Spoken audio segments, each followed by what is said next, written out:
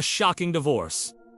A record-breaking $36 billion payout. And then, rather than resting on her laurels, she embarked on a mission to dismantle this very fortune faster than anyone else in history. Say hello to Mackenzie Scott, the mysterious billionaire who doesn't just give back, she flips the script. Now, this story could have ended right there. After all, what more could she possibly want after her $36 billion payout? Well, it turns out quite a lot. Because here's the thing. She didn't set out to become the world's richest woman.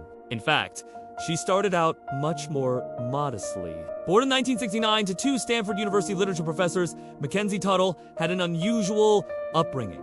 By age 18, she was already published in The New Yorker. And later, she would go on to study under the famed author Toni Morrison, earning a master's degree in creative writing. Clearly, she had a gift for storytelling. In 1992, she met a man named Jeff Bezos at a New York City investment firm. He was a rising star at the company, but soon he'd leave to pursue his own venture, an online bookstore called Amazon. History, of course, remembers him well, but back then, he was just one of many dot-com entrepreneurs. She got married and soon she was driving across America with her husband, supporting him in his ambitious dream. She would even help write the business plan, and once they arrived in Seattle, she became the company's first accountant. So this wasn't just a typical wealthy spouse who supports her husband's venture. She was a true partner in every sense, laying the foundation for one of the biggest companies in history. For 26 years, she supported Jeff, guided Amazon's philanthropic efforts, and gave birth to two sons.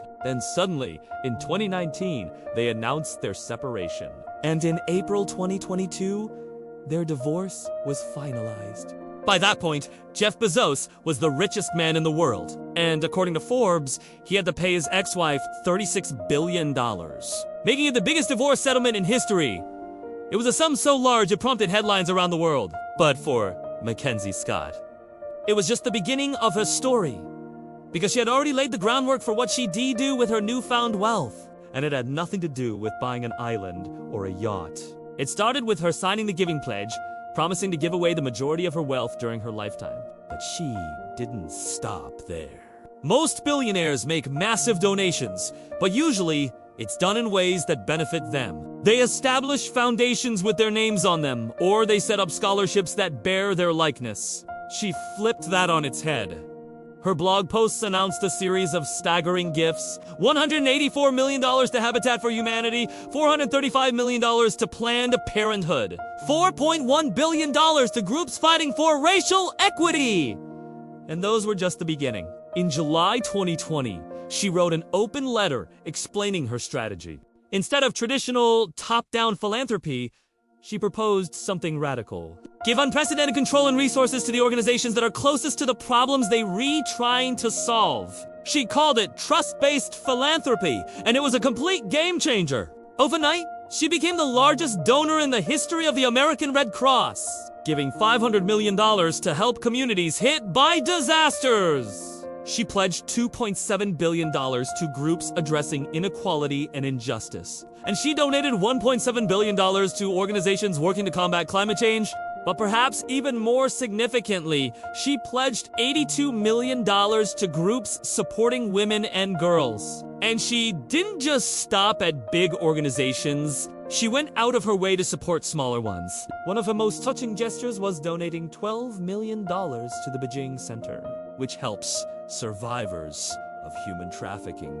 With this cash infusion, the organization was able to expand its services and better help those it serves. To date, she's donated more than $19 billion to more than 2,400 organizations. And she's shown that giving doesn't have to be about publicity or recognition.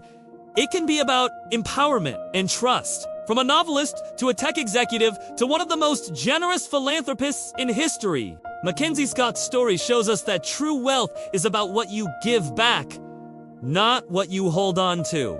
Now, we're curious to hear from you. What do you admire most about Mackenzie Scott's approach to giving back? Let us know in the comments, and don't forget to subscribe for more inspiring stories.